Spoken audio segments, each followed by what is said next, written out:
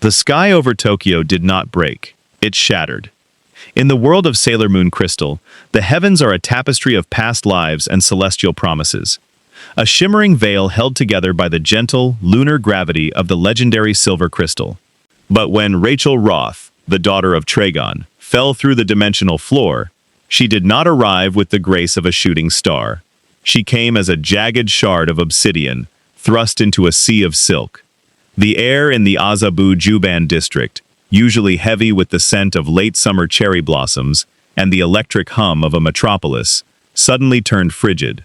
Reality curdled, turning the deep violet of a bruised lung as a rift of pure, unadulterated shadow tore open above the gleaming spires of the Mugen Academy. Raven did not scream as she fell. To scream was to lose control, and for Raven, control was the only thing standing between existence and the total annihilation of the soul. As she plummeted toward the pavement, her mind raced to calibrate. This was not the Gotham she knew, nor was it the sterile white halls of the tower. The very taste of the air was different. It was saturated with an ancient, high-frequency magic that made her skin crawl. It was a light so pure it felt like a physical weight, a divine pressure that pressed against her demonic heritage with the force of 1,000 suns. With a sharp, guttural incantation, Azarath Metreon Zinthos, her descent slowed. A massive, ethereal bird of black energy erupted from her silhouette, its wings spanning the width of the street as it caught her. Raven hovered just feet above the ground, her boots clicking softly against the asphalt as the shadow construct dissipated into wisps of dark smoke. She stood in the center of a ghost town. The citizens of Tokyo had fled or been frozen in terror, but the reason wasn't her arrival. Ahead, beneath the neon glow of a closed pharmacy, a creature of nightmare was prowling. It was a daimon, a twisted, biomechanical horror of the Deathbusters, its body a grotesque fusion of a botanical vine and a jagged metallic shell.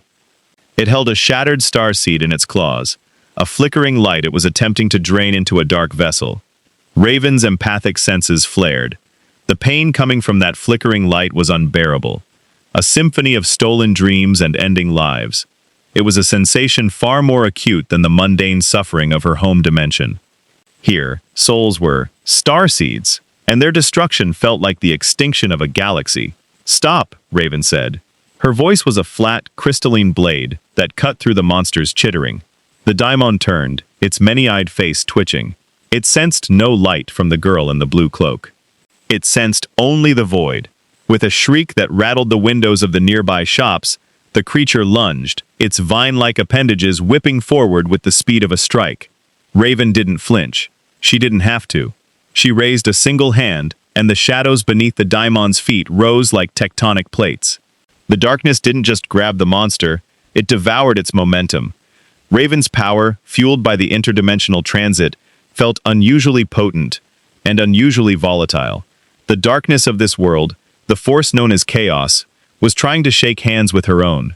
She pushed back against it, forcing her black energy into a crushing sphere that compressed the daimon into a singular point of nothingness. A final, wet crunch echoed through the street, and the daimon was gone. The stolen starseed floated momentarily in the air, a pale, pulsing diamond. Raven reached out, her fingers trembling. She wanted to comfort it, to heal the breach, but as her hand neared the light, a searing pain shot through her arm. The light of this universe, the fundamental good, rejected her. It burned like holy water on a demon's brow. "Wait, don't touch it." The voice was high, melodic, and filled with a desperate authority. Raven spun around, her cloak billowing like ink in water. Standing at the end of the alley were 5 figures that seemed to have been pulled from the very stars Raven had just fallen through. At their center stood a girl with long, golden pigtails and a fuku that shimmered with a pearlescent radiance. In her hand, she held a scepter topped with a glowing crystal that pulsed in rhythm with the heartbeat of the planet, Sailor Moon. The Moon Princess didn't look at Raven with the suspicion of a warrior. She looked with the wide-eyed concern of a healer.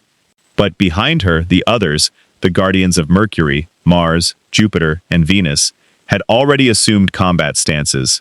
Their elemental auras flickered, sensing the sheer, concentrated wrongness of Raven's demonic signature. "Who are you?" Sailor Mars demanded, a slip of paper, and Ofuda, already manifesting between her fingers. "That energy, you aren't a daimon, but you aren't human either. You feel like the heart of a black hole. Raven pulled her hood lower, her eyes glowing with a faint, dangerous violet light. I am a traveler, and if I were you, I'd worry less about me, and more about the hole I just tore in your sky. Usagi stepped forward, ignoring the protective hand of Sailor Venus. She looked at the dark girl, sensing the layers of armor Raven had built around her heart. To Usagi, Raven didn't feel like an enemy. She felt like a person who was constantly holding their breath, terrified that their next exhale would destroy the world. "You're hurting," Usagi said softly, the legendary silver crystal on her brooch beginning to glow with a soft, warm light. "I can feel it. Your soul it's crying out." "Don't," Raven warned, stepping back as the silver crystal's light hit her. It felt like needles under her skin, a cleansing force that threatened to unravel her very essence. "Your light, it's too much. Stay back."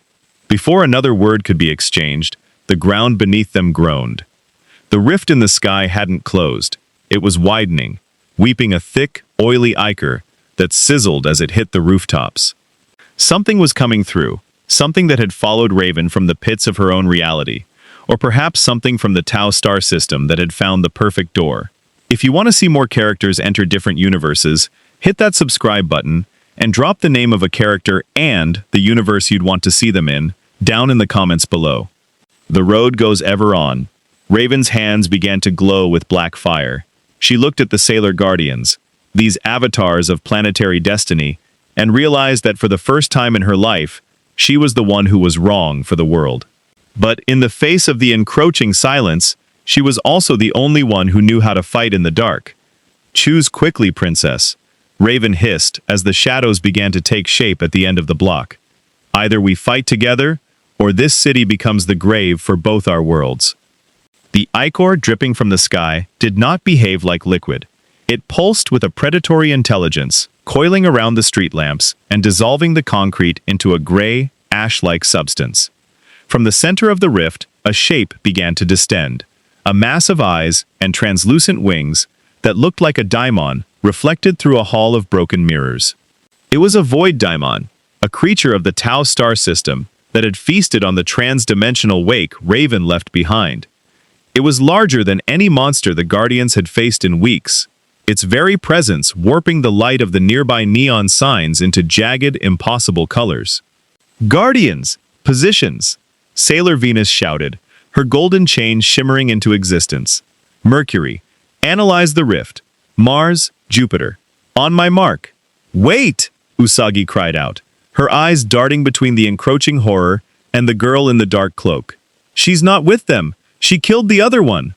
"That doesn't mean she's an ally, Moon," Sailor Mars retorted, already drawing back a spiritual arrow of pure flame. "Look at her.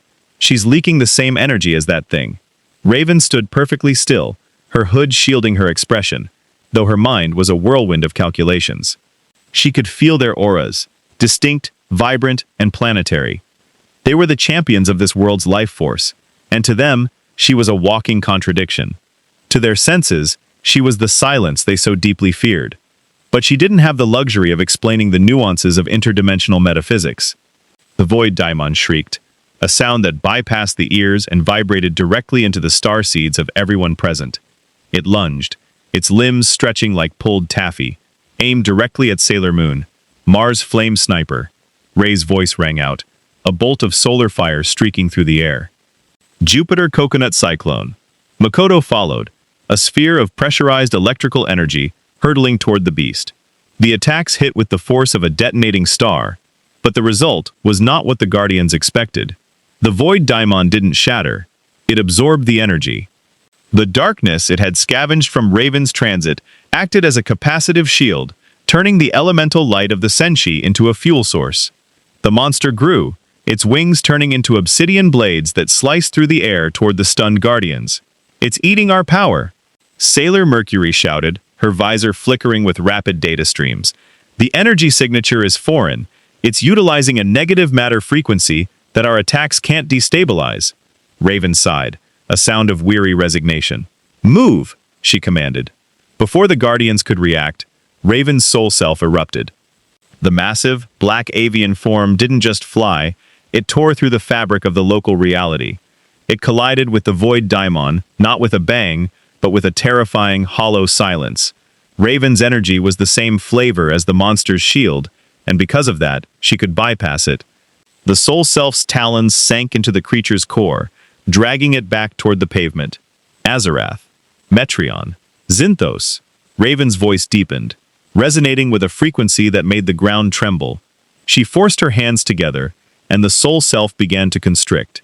She wasn't just fighting the monster. She was attempting to reabsorb the darkness she had inadvertently brought into this world. It was an agonizing process. Every time her dark energy touched the ambient light of the silver crystal, which was pulsing frantically from Usagi's brooch, it felt like her nerves were being flayed. The Void Daimon thrashed, its many eyes weeping black ink as it was crushed by the weight of Raven's will. With a final, violent surge of telekinetic force, Raven collapsed the darkness into a vacuum. The monster imploded, vanishing with a sharp pop that left the alleyway in total, ringing silence. Raven fell to one knee, her breath coming in ragged gasps. Her cloak felt like lead, and the violet glow in her eyes flickered dangerously. She could feel the purity of the city trying to push her out, treating her like a virus. "You did it," Sailor Moon whispered, stepping forward. She reached out a hand, her expression one of pure, unblemished gratitude. "You saved us." "Stay back," Raven wheezed, her hand up in a warding gesture. "I told you. Your light, it's like poison to me." "It shouldn't be, Ami," Sailor Mercury said, her visor retracting as she approached with clinical curiosity. "The silver crystal's light only harms those with malice in their hearts. If you were truly evil, that battle would have ended with your destruction, not the daimons. Why does it hurt you?" Raven looked up, her hood falling back to reveal her pale, youthful face and the small red gem embedded in her forehead. "Because I am not from your light. My father is a being of the great emptiness. I am the door he intends to walk through to consume worlds like yours.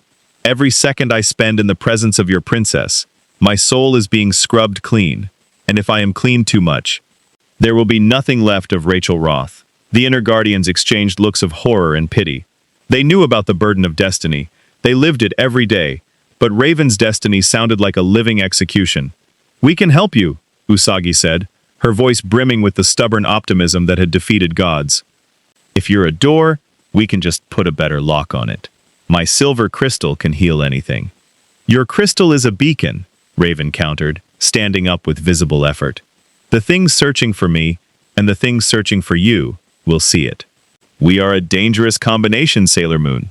High above, perched on the edge of a luxury apartment balcony, two figures watched the exchange through the shimmering heat of the night. One held a sword of deep-sea blue, its blade humming with the warning of the tides. The other held a mirror that reflected not the street below, but the tangled threads of a dying future. "A star seed of the void," Sailor Neptune murmured, her voice like the shifting of tectonic plates. "She is not the messiah of silence, but she carries its scent." "It doesn't matter what she is," Sailor Uranus replied, her grip tightening on the hilt of the space sword. "She is a variable the timeline did not account for. She is a crack in the seal of the Saturnian grave.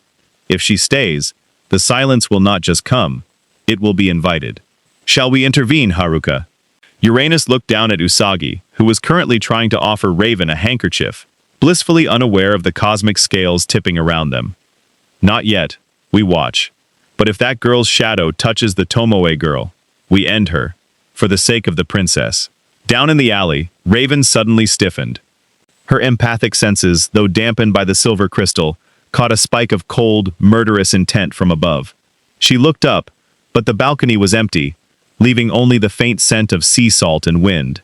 "Someone is watching," Raven said, her voice returning to its guarded monotone. "And they aren't as friendly as you, Moon." Raven did not stay with the inner guardians. The warmth radiating from Usagi Tsukino was not just an emotion, it was a metaphysical radiator that threatened to melt the icy discipline Raven used to cage her father's influence. Every time Usagi reached out, Raven felt the red gem on her forehead pulse with a warning heat. She had vanished into a whirlwind of black feathers the moment the Senshi's guard dropped, retreating to the one place in Tokyo that felt even remotely hospitable, the shadow-drenched rooftops of the Minato district, overlooking the eerily silent Mugen Academy. But she was not alone. The air atop the skyscraper did not just move, it screamed. A sudden, violent gust of wind nearly tore the hood from Raven's head, smelling of ozone and the deep crushing salt of an angry sea. "The wind is troubled tonight," a voice called out, smooth as polished marble and twice as cold. "It whispers of a void that doesn't belong to the stars of this galaxy." Raven turned slowly. Standing on the edge of the helipad were two figures who exuded a level of lethality the inner guardians lacked. One was tall, with short-cropped silver-blonde hair and a golden fuku that seemed to catch the moonlight like a blade. The other was ethereal, her hair the color of the deep ocean, holding a mirror that glowed with an unsettling pale light. "Sailor Uranus, Sailor Neptune," Raven said, her voice flat. She didn't know their names through introduction, but through the psychic residue they left on the atmosphere. They felt like the outer edges of a solar system, harsh, protective, and unforgiving. "You know us," Uranus said, her hand resting on the hilt of a sword that pulsed with a terrifying planetary energy. "Then you know why we're here. We are the guardians of the outer solar system. Our duty is to eliminate threats from outside this sanctuary. And you, Rachel Roth, are the ultimate outsider." "I'm not your enemy," Raven replied, her hands hidden within her cloak, already weaving the threads of her soul self. "I'm a casualty of a war you don't understand." "We understand enough," Neptune said, raising her deep aqua mirror. The glass didn't show Raven's reflection. It showed a swirling vortex of black ink, with a four-eyed shadow looming behind it. "My mirror does not lie. You carry the seed of a demon god. You are a bridge for a power that would turn this entire universe into a graveyard. To let you walk the streets of Tokyo is to invite the silence ahead of its time." The air pressure dropped. Uranus didn't wait for a rebuttal. She moved with the speed of a hurricane, her space sword clearing its scabbard in a blur of gold light. World shaking. A sphere of massive, concentrated wind energy hurtled toward Raven, tearing up the reinforced concrete of the helipad as it traveled. Raven's eyes snapped open, glowing a fierce, iridescent violet. She didn't dodge. She couldn't. Instead, she threw her arms wide, her soul self erupting from her chest in a gargantuan, screeching form. The black energy of the soul self collided with the golden sphere of Uranus's attack. The impact didn't create an explosion, it created a localized tear in reality. The wind howled as it was sucked into the emptiness of Raven's magic. The two forces ground against each other, sparks of violet and gold flying like dying stars. "Azarath Metreon Zinthos," Raven shouted, her feet sliding back across the roof.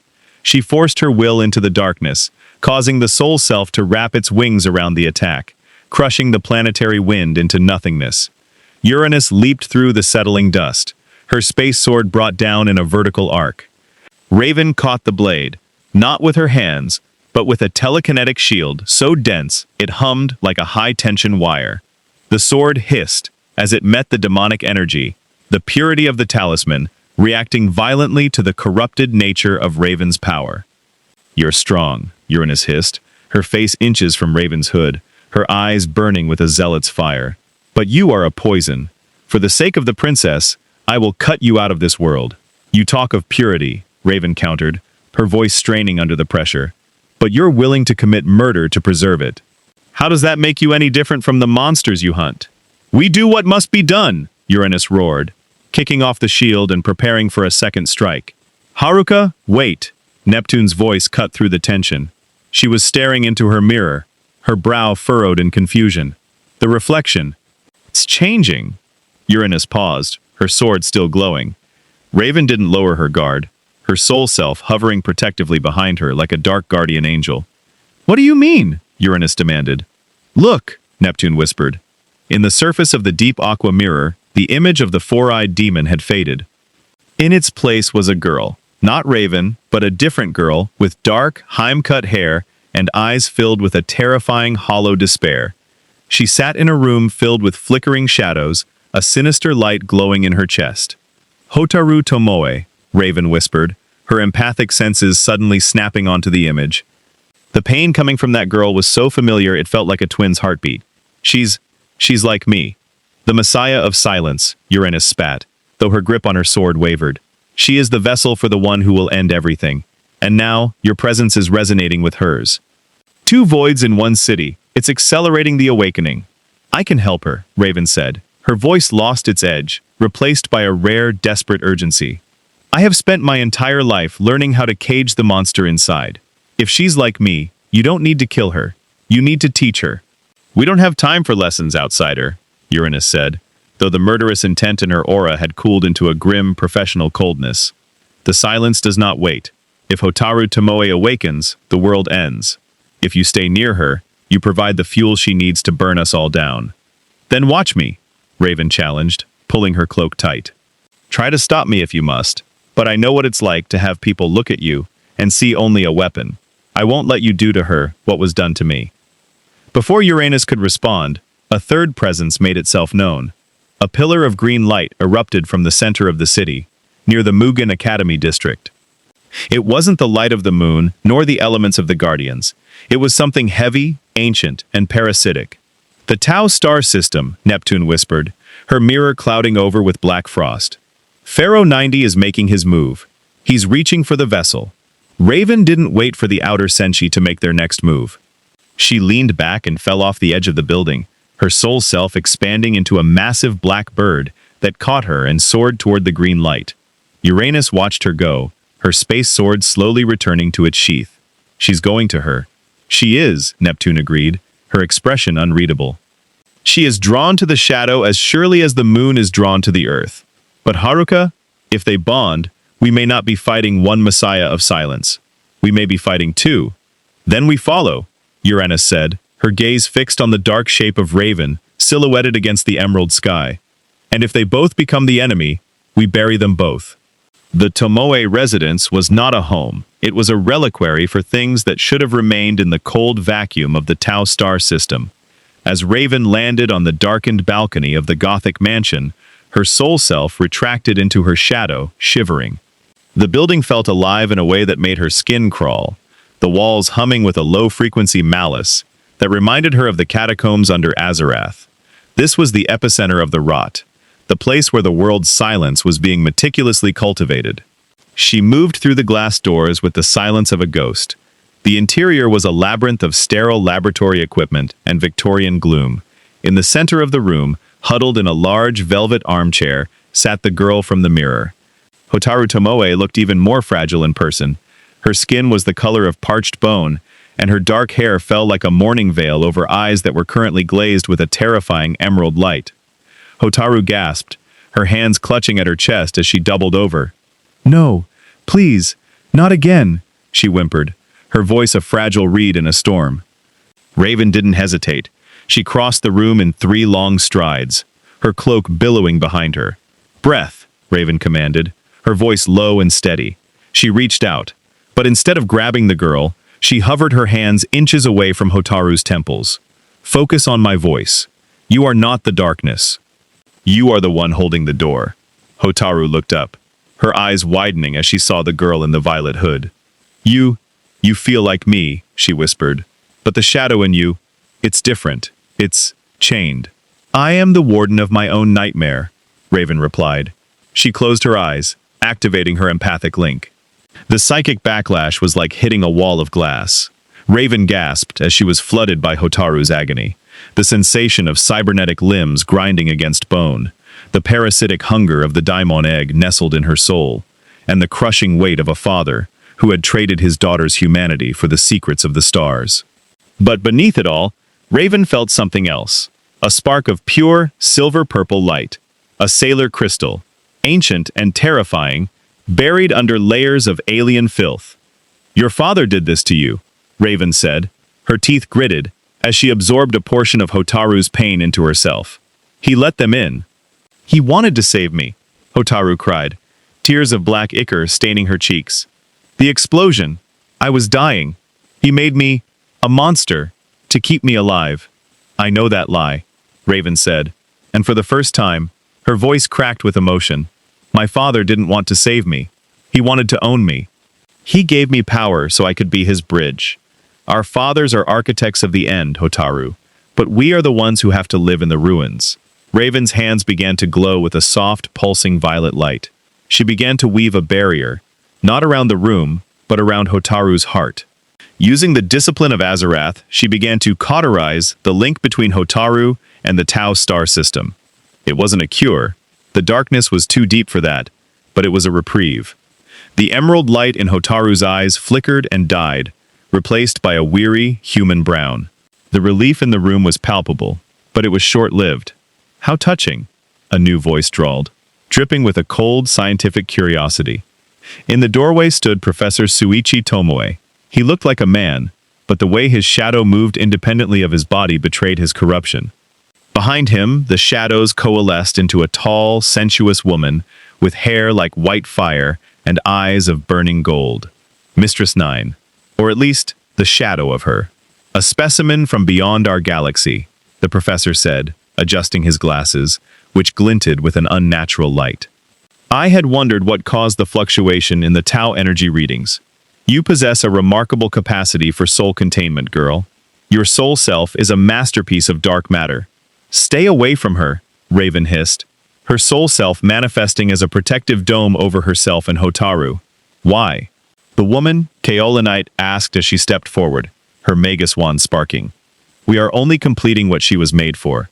Hotaru is the vessel for our great sovereign. And you are an unexpected gift. Imagine the power of the silence if it were channeled through a daughter of the void." "I'm not a channel," Raven said, her eyes beginning to glow with the terrifying four-eyed heraldry of her father. "I'm the end of the line." With a wave of her hand, Raven launched a volley of dark energy bolts at the professor. But Kaolinite was faster. She raised a barrier of green fire that swallowed the attack. "Hotaru, my dear," the professor said, his voice dropping into a manipulative fatherly purr, "the girl is hurting you. She's trying to take away the power that keeps you alive. Come to me, let the sovereign heal you." "No!" Hotaru screamed, clutching Raven's cloak. "She's the only one who didn't look at me like a science project. She feels like a sister." The word sister struck Raven with the force of a physical blow. She had never had a sister, only brothers who were monsters and a mother she had to leave behind to protect. She looked down at the trembling girl and felt a resolve harden within her that even the silver crystal couldn't melt. "You want her?" Raven challenged, her voice dropping into a register that made the lab equipment shatter. "You have to go through the daughter of Trigon first." Raven erupted. She didn't just attack, she transformed. Her cloak expanded into a vortex of black feathers that filled the room, plunging the Tomoe mansion into a localized pocket of the DC multiverse's hell. The professor and Kaolinite were thrown back by the sheer atmospheric pressure of Raven's unfiltered power. But even as she fought, Raven felt the strain. The world of Sailor Moon Crystal was trying to reject this level of darkness. The air around her began to sparkle with fate, the planetary laws of this universe trying to reassert the destiny of the silence. "Raven, look out!" Hotaru screamed. A bolt of pure lunar energy tore through the roof of the mansion, striking the ground between Raven and the villains. Moon Spiral Heart Attack. The pink, glowing energy of Sailor Moon's scepter illuminated the room, forcing the shadows back. Usagi and the inner guardians plummeted through the hole in the ceiling, landing in hero poses between the two groups. "We found you!" Usagi shouted, though her face paled as she saw the state of the room. "Hotaru-chan, Raven-san, are you okay?" "You're late, Moon," Raven said, her soul self receding as she struggled to maintain her composure. "And you're standing in a nest of vipers." The professor laughed, a sound that was no longer human. The Sailor Guardians and the Void Witch in one room. "How efficient. Pharaoh 90 will be pleased." Raven looked at Usagi, then at the terrified Hotaru, then at the looming villains. She realized then that this wasn't just a battle for a city. This was a battle for the soul of a girl who, like her, had been told her only purpose was to destroy. The air in the Tomoe laboratory didn't just thicken, it curdled. The emerald glow emanating from Professor Tomoe was no longer a mere reflection of alien technology. It was a beacon. High above the shattered roof of the mansion, the rift Raven had inadvertently widened began to scream. It was a sound like tectonic plates grinding against one another, a cosmic moan that echoed from the Tau star system. This was the call of Pharaoh 90, the great sovereign, and for the first time, his attention was not fixed solely on the fragile vessel of Hotaru Tomoe. He had tasted something deeper, something infinitely more ancient and hollow. He had tasted the void of Azarath. "The resonance," Professor Tomoe whispered, his glasses cracking as his eyes began to glow with a blinding, monochromatic light. "It's perfect. The girl in the cloak. She isn't just a vessel. She is a conduit of pure negation. Kaolinite, forget the Tau energy collectors. If we harvest the darkness within that girl, we won't need to wait for the silence. We can bring the sovereign here now." Kaolinite didn't need a second command. She raised her Magus wand, and the floor of the mansion erupted into a forest of crystalline thorns. They weren't made of earth. They were solidified malice, designed to pierce the starseeds of anyone they touched. "Jupiter Oak Evolution!" Makoto cried, swinging her belt as leaves of electrical energy shredded the approaching thorns. "Crescent Beam Shower!" Minako added, light raining down to shatter the crystalline growth before it could reach Usagi. "Raven! Hotaru!" Usagi shouted, reaching through the chaos. "Come toward us! We can protect you together!" Raven didn't move. She stood as a dark pillar in the center of the storm, her hands still hovering near Hotaru. She could feel it, the gravity of a godlike entity reaching across the light years. Pharaoh 90 wasn't just a monster, he was a conceptual predator. He saw Raven's soul self, and recognized it as a kindred spirit, a piece of the great emptiness that he could use to bypass the silver crystal's planetary wards. "You don't understand," Raven said, her voice sounding like it was coming from the bottom of a well. "He's not looking for her anymore. He's looking for me."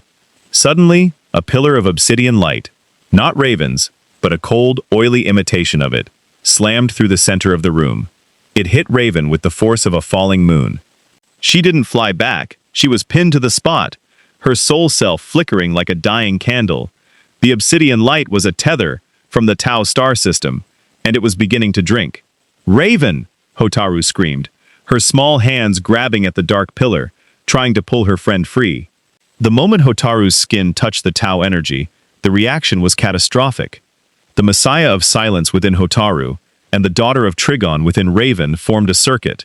The room was suddenly plunged into a vision of a dying Earth, a world covered in black frost, where the stars had been snuffed out one by one. "Stop it!" Usagi yelled, her silver crystal erupting in a wave of restorative light. The lunar energy collided with the obsidian tether, creating a prismatic explosion that sent the inner guardians and the villains reeling. The shockwave shattered every window in the mansion and sent a column of fire into the night sky. When the dust settled, Raven was on her knees, her cloak shredded, her breath coming in jagged, agonizing bursts. The red gem on her forehead was glowing so brightly, it cast a crimson hue over her pale features. He's inside," Raven wheezed, clutching her head. "I can feel his hunger. He doesn't want to destroy this world, he wants to make it a part of himself. He wants to turn the galaxy cauldron into a tomb. The sovereign's will is absolute," Kaolinite sneered, though she was visibly shaken by the surge of power. She prepared another spell, but she was interrupted by a sudden, chilling presence. The shadows in the corner of the room lengthened, and for a moment, the temperature dropped even further. A silhouette of a woman with impossibly long hair and a jagged dark crown appeared behind Hotaru. It was Mistress Nine, the entity waiting to consume the girl's soul. But Mistress Nine wasn't looking at the Sailor Guardians. She was staring at Raven with a predatory grin. "Such a delicious shadow," Mistress Nine's voice hissed, though her physical form hadn't fully manifested. "My sovereign is wise. Why settle for a human heart when we can feast on the blood of a demon?" "I am not a meal," Raven growled. She forced herself to stand, her violet aura flaring with a desperate, jagged intensity. "And I am not your bridge." "Raven-san, please!" Usagi cried, moving toward her. "Let me use the silver crystal. I can heal the connection." "No!" Raven barked, her voice echoing with the four-eyed heraldry of her father. "If you touch me with that crystal while he's tethered to my soul, you'll create a resonance that will crack this planet in half. Your light is too pure, and his hunger is too deep. The friction will kill us all." Raven looked at the inner guardians, seeing their fear, their courage, and their unyielding hope. She looked at Usagi, who was willing to risk everything for a stranger she'd known for an hour. It was a kind of love Raven had only ever experienced in fragments, and here it was, offered as a son. "I have to go," Raven whispered. "Go? Go where?" Usagi asked, her eyes filling with tears. "Into the dark," Raven replied. "If I stay here, I am a lightning rod for the silence. I have to lead him away from the vessel. I have to lead him away from Hotaru." Before anyone could stop her, Raven's soul self expanded to a size that filled the entire mansion. With a scream of Azarath Metrion Zinthos. She didn't fly out, she vanished into herself. She collapsed into a singular point of darkness, taking the obsidian tether and the emerald pressure of Pharaoh 90 with her. The room was left in a ringing, terrifying silence. Professor Tomoe was gone, having vanished in the wake of the energy surge.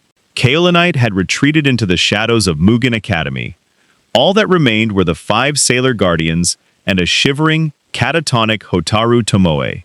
Usagi fell to her knees, staring at the spot where Raven had been. She could still feel the lingering cold, the scent of Raven's sorrow and strength. She sacrificed herself, Ray, Sailor Mars said, her voice unusually soft. She took the Sovereign's attention and ran into the void. She didn't sacrifice herself, Ami, Sailor Mercury corrected, her visor showing a faint, flickering trail of dark energy leading toward the Mugen Academy towers. She's fighting him. She's turned her own soul into a battlefield to buy us time, but she can't hold a great sovereign alone. Usagi stood up, her jaw set, her blue eyes blazing with a new, fierce determination. She gripped her scepter so hard, her knuckles turned white. We aren't letting her fight alone. She came here to protect a sister, and now we're going to protect ours. But as the Guardians prepared to move, a bell tolled in the distance. It was a sound that came from the very edge of time, the tolling of the space-time door. At the edge of the universe, where the winds of eternity howl against the pillars of the space-time door, Sailor Pluto stood as a silent sentinel. The garnet rod in her hand vibrated with a frequency she had not felt since the fall of the Silver Millennium. The Kronos orb, the deep crimson jewel atop her staff, was not merely glowing, it was weeping light. For Setsuna Meio, the guardian of time, the music of the spheres was no longer a harmony. It had become a dissonant, jagged scream, a thread from a different tapestry, darker, heavier, and threaded with the blood of a demon god, had been forced into the loom of her reality. The girl, Pluto whispered, her voice carrying the weight of centuries. She is a rift walking in the shape of a child. The space-time door groaned as it swung open, not by Pluto's command, but by the sheer atmospheric pressure of Raven's presence in the liminal space between worlds. Raven had not simply left the Tomoe mansion. She had retreated into the void that existed beneath the fabric of Arda's light. But she was not alone. The tether of Pharaoh 90 had followed her there, a parasitic emerald vine that was now attempting to use Raven's soul self as a bridge to bypass the gates of time itself. Raven drifted in the kaleidoscopic darkness, her cloak tattered and her eyes shut tight. Inside her mind, she was a fortress under siege. The great sovereign was a mountain of psychic hunger, pressing against her mental wards with the weight of a dying star. "Give in," the sovereign's voice echoed, a sound like a million voices screaming in a vacuum. "Your soul is a hollow vessel. We are the great emptiness. We are the silence. Through you, we shall taste the light of the silver crystal, and turn the galaxy cauldron into a garden of ash. Azarath, Metreon, Zinthos." Raven chanted, her inner voice a flickering candle in a hurricane. She was using her empathy not to feel, but to numb the sovereign's intrusion. She was a master of self-suppression, but Pharaoh 90 was not a man.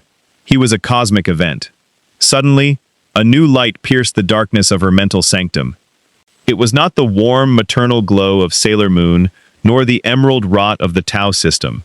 It was a cold, lonely, and ancient green. "You do not belong here, traveler." A voice resonated through the void. Raven opened her eyes, not her physical eyes, but those of her soul self. Standing before her was the towering silhouette of Sailor Pluto. The garnet rod pulsed, creating a shimmering barrier between Raven and the encroaching emerald vines of Pharaoh 90. "I know," Raven wheezed, her psychic form trembling. "I tried to lead him away, but he's anchored to me." "You have committed the ultimate taboo," Pluto said, her expression one of sorrowful duty. "You have brought a foreign fate into a world governed by a fixed destiny. The space-time door rejects you. The laws of this universe are trying to erase your existence to preserve the timeline." "Then let them," Raven countered, a flash of her usual defiance sparking in her eyes. "Erase me. If I disappear, he loses his bridge." "It is not that simple," Pluto replied, the Kronos orb glowing brighter. "You are no longer a mere traveler. Your starseed, or what remains of it, has bonded with the essence of this world through your empathy for the child, Hotaru. If you are erased now, the hole you leave in the timeline will suck the Messiah of Silence into the void prematurely. The world will not be saved, it will simply end in a different way.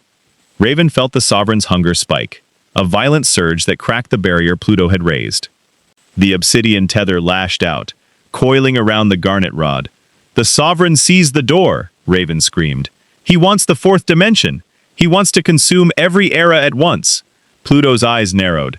She raised her staff, the garnet ball radiating a terrifying, world-ending power. "I cannot allow that. Even if it means your destruction, I must seal the rift." "Wait!" The voice didn't come from the void, but from the world above. Through the resonance of the silver crystal, Usagi's voice echoed into the space-time corridor. It was a bridge of pure, irrational hope. "Pluto, don't hurt her. Raven-san isn't a rift, she's our friend. She protected Hotaru-chan." "Princess," Pluto murmured, her resolve flickering. "She's fighting him for us." Usagi's voice grew stronger, accompanied by the auras of the other guardians. "If the timeline says she has to die, then the timeline is wrong. We'll change it together." The friction between the fixed destiny Pluto guarded and the transformative love Usagi offered created a localized storm of Chronos energy.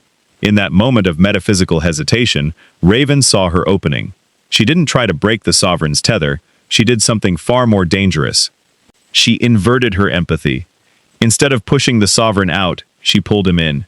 She opened the gates of her soul to their fullest extent, inviting the great Sovereign into the deepest, darkest basement of her being, the place where the shadow of her father, Trigon, was caged. "You want a bridge?" Raven hissed, her voice overlapping with a demonic roar. "Then meet the one who built it." The collision of the two dark entities, the parasitic hunger of Pharaoh 90 and the primordial malice of Trigon, created a psychic backlash so violent it blew Sailor Pluto back from the gates of time. The Tau energy vines shriveled, recoiling in terror from the hellfire that began to seep from Raven's pores. For the first time in millennia, the great Sovereign felt something he didn't understand: fear. He had encountered a darkness that was not a void, but a presence, a king of the pit who did not wish to share his territory. The rift in the void began to collapse. "Setsuna, seal it now!" Uranus's voice joined the fray, as she and Neptune arrived at the physical location of the door in Tokyo. Pluto didn't hesitate this time. She channeled the power of the time-space door into a single, focused beam of garnet light. Dead scream! The attack didn't target Raven, it targeted the connection. The garnet energy acted as a cosmic guillotine, severing the obsidian tether and the Tau energy vines in one clean stroke. Raven was thrown out of the void like a stone from a sling. She plummeted back into the physical world, her body slamming into the cold, hard roof of Mugen Academy. She lay there, her cloak smoking, her breath rattling. The red gem on her forehead was dim, and her skin was almost translucent. She had severed the Sovereignty's grip, but the cost was absolute. She had let Trigon's shadow taste the air of this universe, and the cage was no longer as secure as it once was. As she struggled to move, a pair of boots appeared in her field of vision. They were sleek, professional, and smelled of the sea. "You survived," Sailor Uranus said, her space sword unsheathed. "But at what cost, Void Witch? You've traded a Tau demon for a hell god. The silence is still coming, and now it has a new face." Raven looked up, her violet eyes clouded with pain and exhaustion. "At least, my face is human.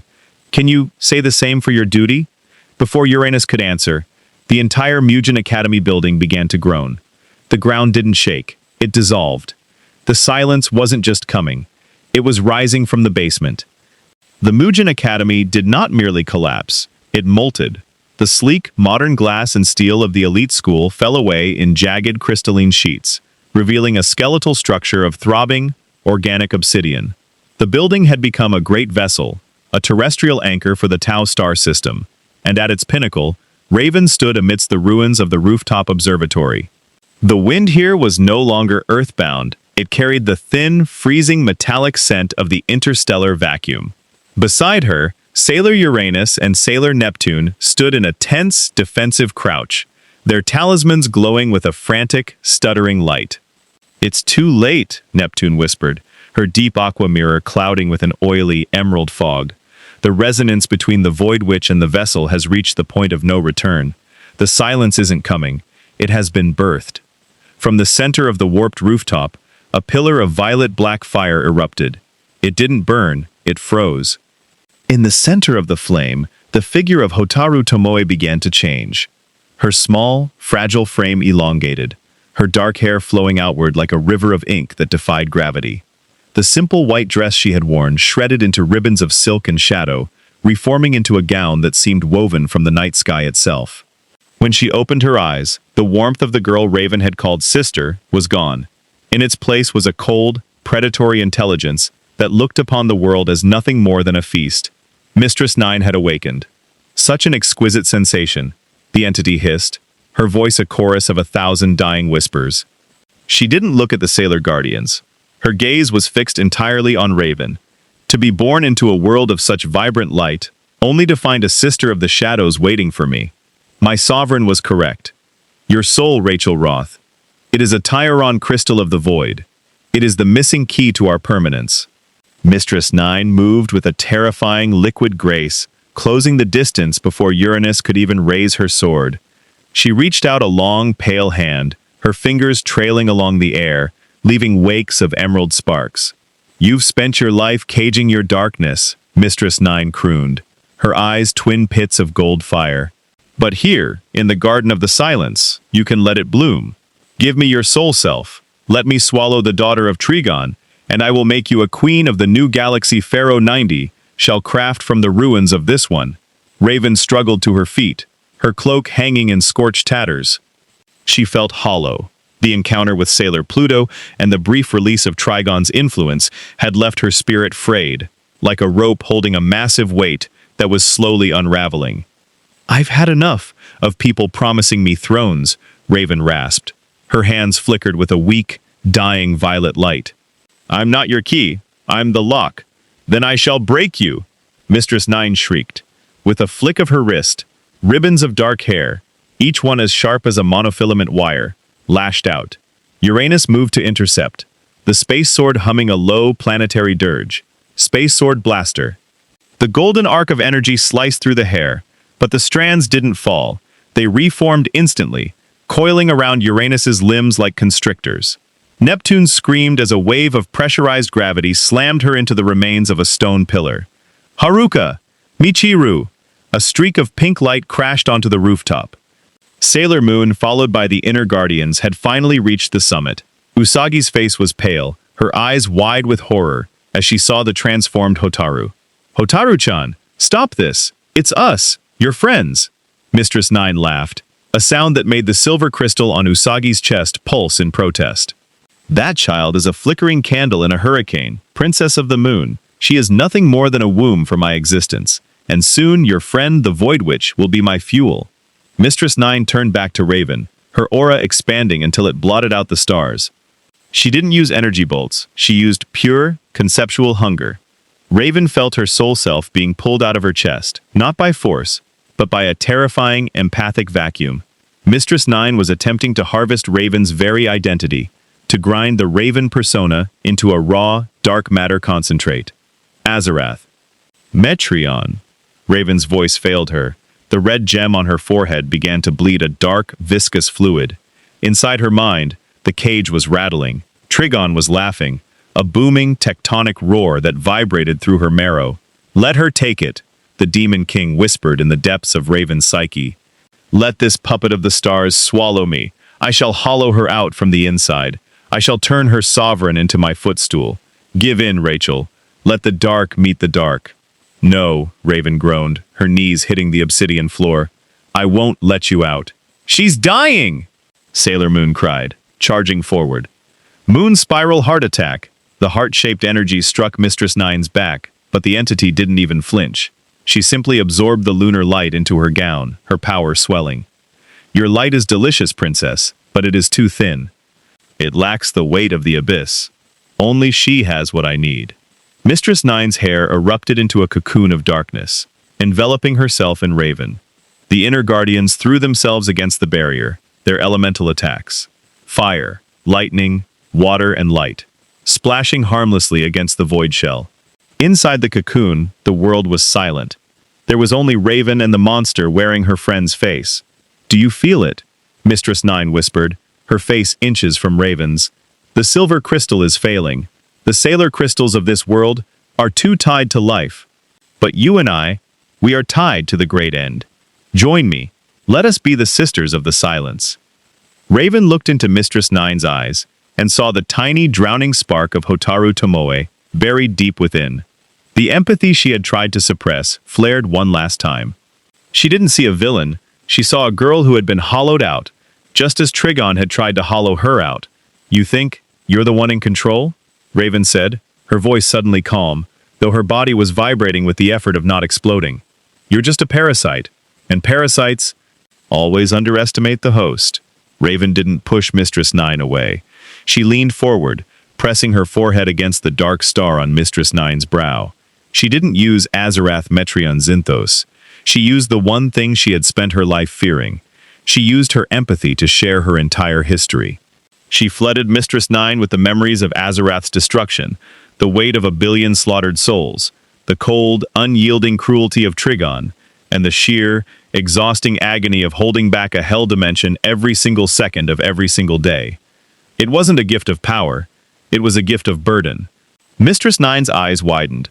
She had wanted Raven's darkness as fuel, but she hadn't realized that Raven's darkness was a living, sentient malice that required a god's will to contain. The entity began to scream as the weight of Raven's soul began to crush her internal structure. Too much. Mistress Nine gasped, her form flickering. What are you? I'm the girl who survived, Raven hissed. The void shell shattered.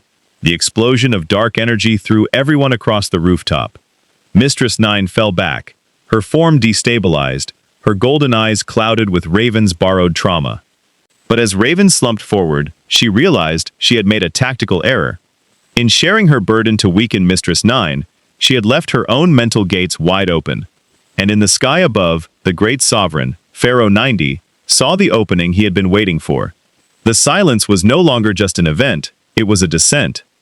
The sky above Tokyo did not just turn dark. It ceased to be a sky.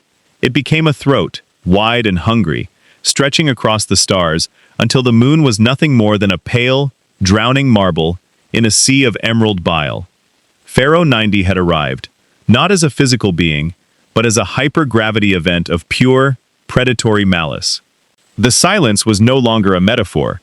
It was a physical weight that pressed down on the city, extinguishing the sound of the wind, the hum of electricity, and the very breath in the lungs of the living. On the warped rooftop of Mugen Academy, the gravity was so intense that the obsidian floor began to liquefy, turning into a tar-like substance that clung to the boots of the Sailor Guardians. "The Sovereign," Sailor Mercury whispered, her visor cracking under the atmospheric pressure. "His mass, it's not planetary, it's conceptual. He's rewriting the fundamental laws of Earth's reality to match the Tau star system." At the center of the liquefied roof, Mistress Nine clawed at her own face. The burden Raven had forced upon her, the psychic weight of Trigon's hell, was acting like a viral infection in her alien code. She was glitching, her form flickering between the towering, dark-crowned priestess and the small, terrified silhouette of Hotaru Tomoe. Every time Hotaru's face appeared, a scream of "Raven, help me!" would tear through the heavy air, only to be swallowed by Mistress Nine's golden roar. Raven herself was a ghost of a girl. She lay near the edge of the roof, her soul self retracted so tightly it looked like a shroud of black ink clinging to her skin. The red gem on her forehead was no longer glowing. It was vibrating, emitting a low, subsonic hum that made the nearby guardian's teeth ache. By opening her mind to weaken Mistress Nine, Raven had invited the Sovereign's direct gaze, and now Pharaoh 90 was pulling on the threads of her soul like a child unraveling a sweater. He's using me as a counterweight," Raven gasped, her fingers digging into the softening obsidian. "He's anchoring his entire dimension to the emptiness inside me. If he succeeds, he won't need the vessel. He'll just slide into this world through my shadow. Not on our watch!" Sailor Jupiter shouted, though she was struggling to stand. She slammed her hands onto the ground, her tiara's lightning rod sparking. "Jupiter Oak Evolution!" The electrical leaves swirled around Raven, not to attack her, but to create a cage of grounding energy, trying to insulate her from the Sovereign's pull. Sailor Mars followed, throwing a circle of Afuda around the girl. Mars Flame Sniper. A barrage of fire arrows struck the air above Raven, burning away the invisible threads of Tau energy that were weaving into her cloak. "It's not enough!" Sailor Uranus roared, her space sword trembling. The scale is too large. We're trying to stop a tidal wave with a handful of sand. Usagi stepped forward, the legendary silver crystal erupting into its lotus form. The light was blinding, a pillar of pure, celestial hope that pushed back the emerald sky for a few precious meters. She looked at Raven, broken, terrifying, and yet so desperately brave, and then she looked up at the encroaching maw of the sovereign. Raven-san, Usagi said, her voice amplified by the crystal, until it echoed across the entire district. Don't fight the sovereign alone, and don't fight your father alone. We are the guardians of this system. If you're going to be a bridge, then let us be the pillars holding you up. You don't understand, Raven wheezed, a tear of violet energy tracking down her cheek. My father, if he tastes your light through me, he'll find a way here too. I'm holding back 2 apocalypses, Moon. I'm at my limit. Then let go of the one you're holding back from us, Usagi challenged, her blue eyes blazing. Stop trying to be a cage. Be a lens. Mistress Nine let out a final, agonizing shriek as the sovereign's gravity intensified. The entity realized that Raven was the superior prize. Abandoning the fractured vessel of Hotaru, the golden shadow of Mistress Nine lunged across the roof, her fingers elongated into talons of green fire, aimed directly at Raven's heart. She intended to forcibly merge their essences, to use Raven's void magic to give Pharaoh 90 a permanent physical anchor. Uranus and Neptune moved to intercept, but they were swatted aside by a wave of pressurized space. The inner guardians were pinned by a sudden eruption of Tau vines from the floor. Usagi was the only one left, her silver crystal glowing with a frantic, desperate rhythm. Get away from her! Usagi screamed, thrusting her scepter forward. But Raven saw the truth. Usagi's light was a beacon, and Mistress Nine was about to use that beacon to ignite the sovereign's final descent. With a surge of willpower that felt like her very bones were turning to ash, Raven forced herself upward. She didn't use her soul self. She used her empathy. She reached out and grabbed Mistress Nine's wrists. The contact was a cosmic thunderclap. Raven didn't push the entity away. She invited her in. But she didn't invite her into the basement where Trigon lived. She invited her into the empathy web she had built with the Sailor Guardians. She forced Mistress Nine to feel the collective love, the shared history, and the unyielding loyalty of the Senshi. To an entity born of cold, sterile hunger, this burst of human emotion was more than a burden. It was a toxin. It was like forcing a creature of the deep ocean to stare into the sun. Mistress Nine's golden eyes shattered. Her form began to dissolve into white light, the parasitic entity unable to maintain its cohesion against the static of so much connection. The light. Mistress Nine gasped, her voice finally fading. It burns deeper than the void. As the entity dissipated, the body of Hotaru Tomoe fell toward the liquefying floor. Raven caught her, the 2 girls collapsing together into a heap of purple and black silk. But the victory was bittersweet. With Mistress Nine gone, the sovereign's hunger turned entirely toward Raven. The emerald sky descended, the maw of Pharaoh 90 hovering just meters above the rooftop. "He's coming down!" Sailor Mercury screamed. "The entire academy is being pulled into the Tau system!" The building began to rise, lifted by the sovereign's gravity. The city below became a distant twinkling map as Mugen Academy was dragged toward the rift. Raven looked at the unconscious Hotaru, then at the terrified guardians, and then at the red gem on her forehead, which was now cracked. She knew what she had to do. She had spent her life running from her destiny as a portal. Now she would become one on her own terms. "Sailor Moon," Raven said, her voice sounding strangely peaceful amidst the roar of the collapsing reality. "When I open the gate, don't hesitate. Use everything you have. Don't worry about me. Just save her." "Raven, no!" Usagi cried, sensing the finality in the girl's tone. But Raven was already floating. Her soul self didn't erupt as a bird this time. It expanded as a massive obsidian circle, a literal gateway. Inside that circle, the silhouette of Trigon began to loom, his 4 eyes glowing with a promise of eternal pain.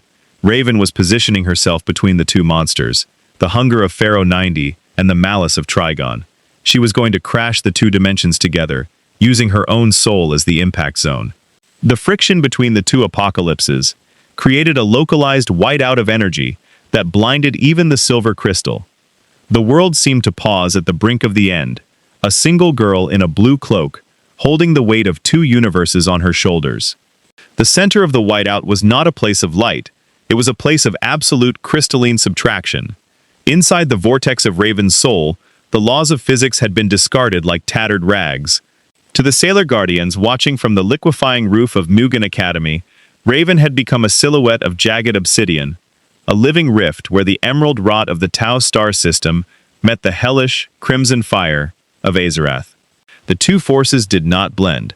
They tore at one another, using Raven's consciousness as the jagged terrain for their war. Every time Pharaoh 90's conceptual hunger reached for the earth, the shadow of Trigon, manifesting as a four-eyed, titanic cruelty, lashed out to protect its territory. Raven was no longer just a girl. She was the event horizon of a dual apocalypse. "She's holding them in a stalemate," Sailor Mercury shouted, her voice barely audible over the roar of the collapsing dimensions. Her visor was a mess of flickering errors. "But the pressure is building!" "If the stalemate breaks, the energy release will ignite the atmosphere. She's turned herself into a soul bomb. Raven, please!" Usagi's voice was a sob, but her feet were moving. She waded through the tar-like floor, her silver crystal pulsing with a blinding, rhythmic desperation. "You don't have to carry both of them. Let them go. We'll fight them together." "I can't." Raven's voice didn't come from her mouth. It resonated from the air itself, sounding like glass grinding against glass. "If I let go, the vacuum will swallow Tokyo. I have to collapse the bridge." From the inside, high above, the maw of Pharaoh 90 let out a sound that was less a shriek and more a fundamental groan of the universe. The great sovereign realized that the void he had tried to colonize was occupied by a landlord of superior malice.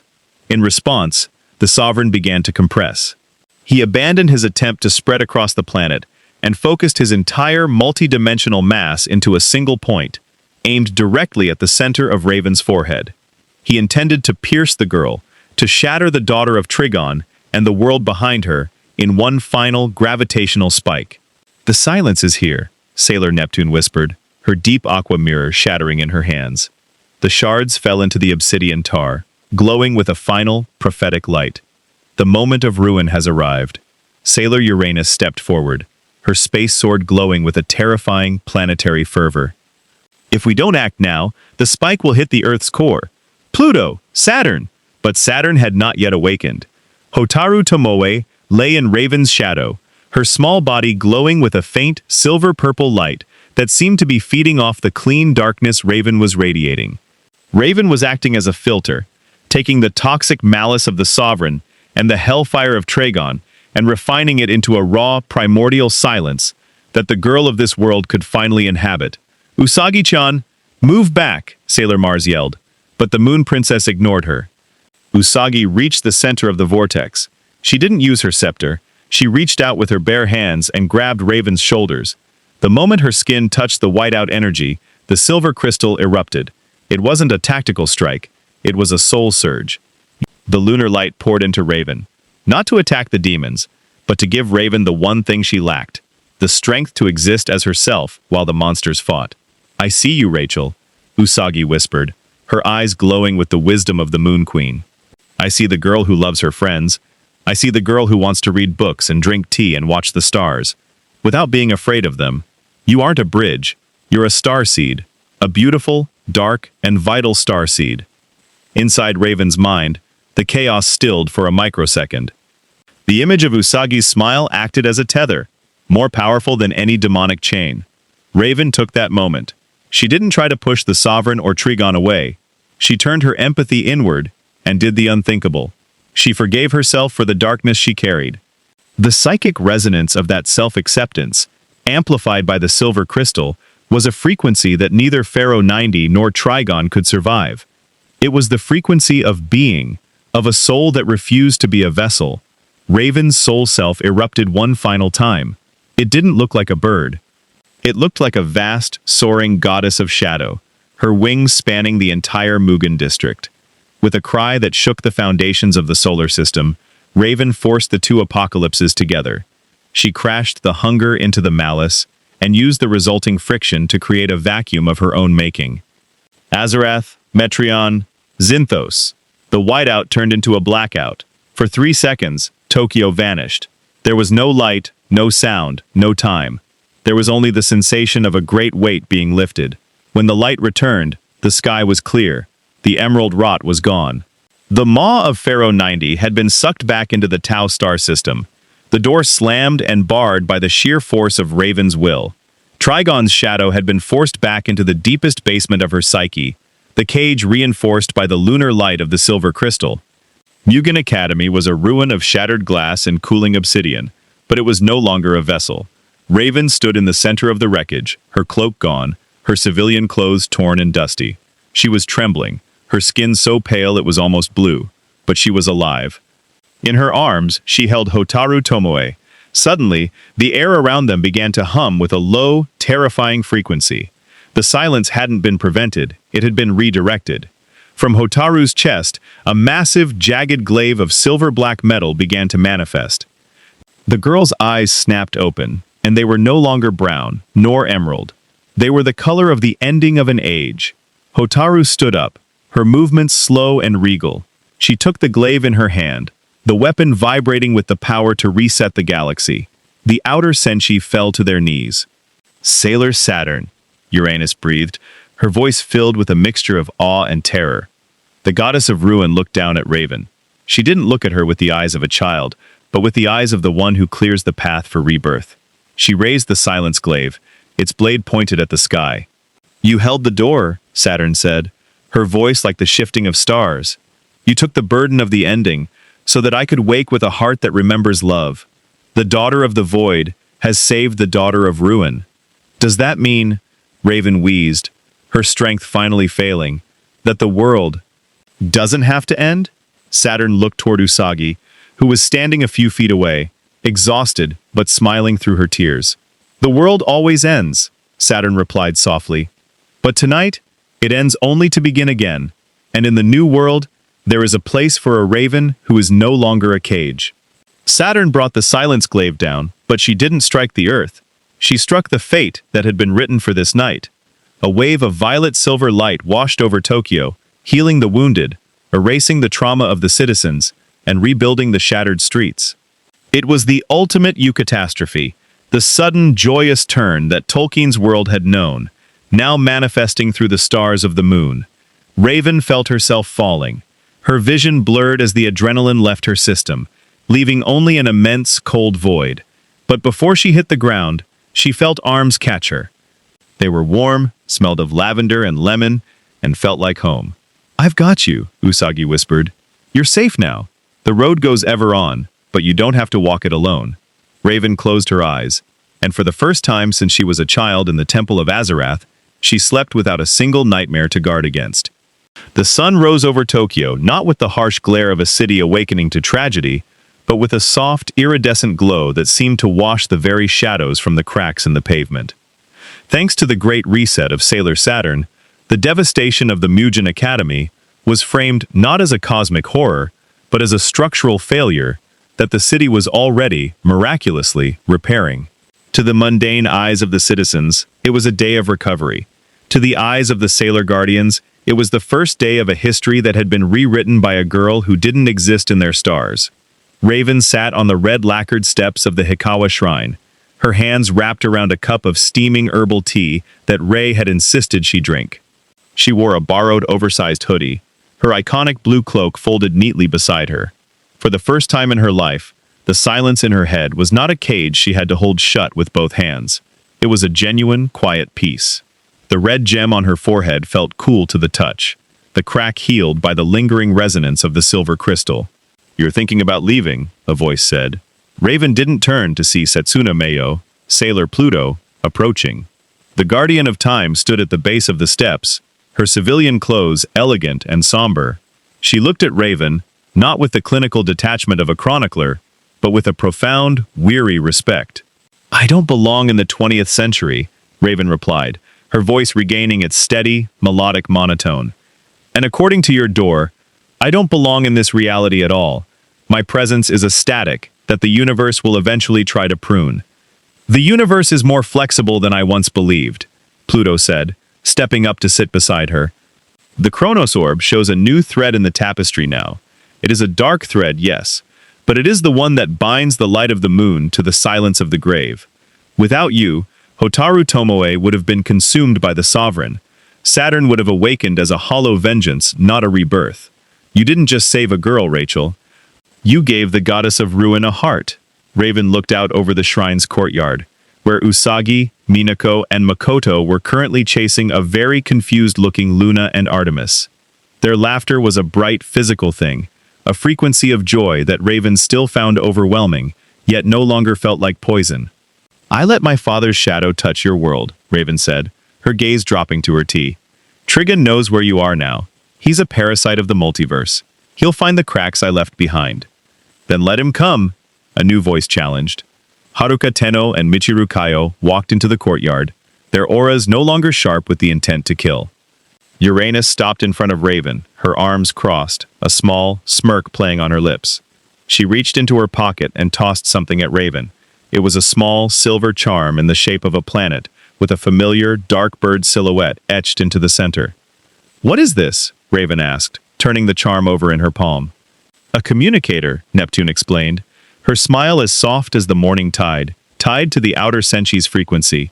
"If your father or any other void god tries to knock on the door of this solar system, we want to know, not so we can stop you, but so we can stand with you." Uranus nodded, her eyes serious. "We were wrong about you, outsider. We thought the void was the enemy. We forgot that the stars themselves are surrounded by the dark, and it's the dark that gives them a place to shine. You're one of us now, a guardian of the border." Raven felt a strange, tightening sensation in her chest. It wasn't the panic of her father's influence. It was the unfamiliar weight of belonging. She stood up, her blue eyes meeting the golden gaze of Uranus. "I can't stay in Tokyo. If I do, the demons of my world will hunt the people I care about." "Then don't stay," Usagi said, having abandoned her game to join the group. She beamed at Raven, her blue eyes shimmering with a cosmic, maternal love. "But don't say goodbye either. The road goes ever on, Raven-san. There are so many worlds, and so many people who need someone who knows how to fight in the dark. Maybe you're not a bridge for monsters. Maybe you're a bridge for us." Usagi reached out and grabbed Raven's hand, and this time, Raven didn't pull away. She felt the silver crystal's warmth, but it no longer felt like a cleansing fire. It felt like a steady, guiding light that sat alongside her own darkness, two halves of a whole.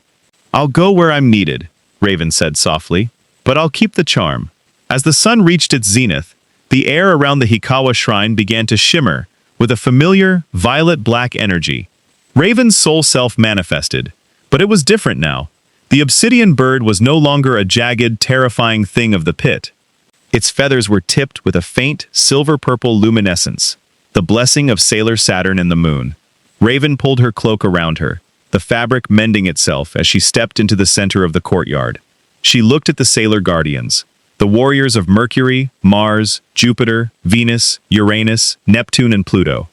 She looked at the tiny, sleeping infant in Setsuna's arms, the reborn Hotaru, who would one day grow to be her sister in shadow once more. "Azarath? Metreon? Zinthos," Raven whispered. She didn't vanish into a hole of despair. She stepped into a gateway of her own making, a path through the multiverse that was no longer a flight from fate, but a journey of choice. As her silhouette faded into the violet light, the last thing she saw was Usagi waving frantically, her golden pigtails bouncing in the wind. The rift closed, and the Hikawa shrine returned to its peaceful, morning quiet.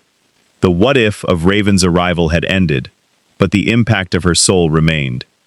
In the 30th century, in the crystalline halls of Neo-Tokyo, the historical archives would one day speak of a guardian of the void who appeared during the Great Silence, a traveler from beyond the stars who taught the moon that even the deepest shadow is merely a place for the light to rest. Conclusion. The battle for Tokyo and the soul of Hotaru Tomoe had concluded, but the resonance of Raven's arrival in the Sailor Moon crystal universe had fundamentally altered the music of the spheres.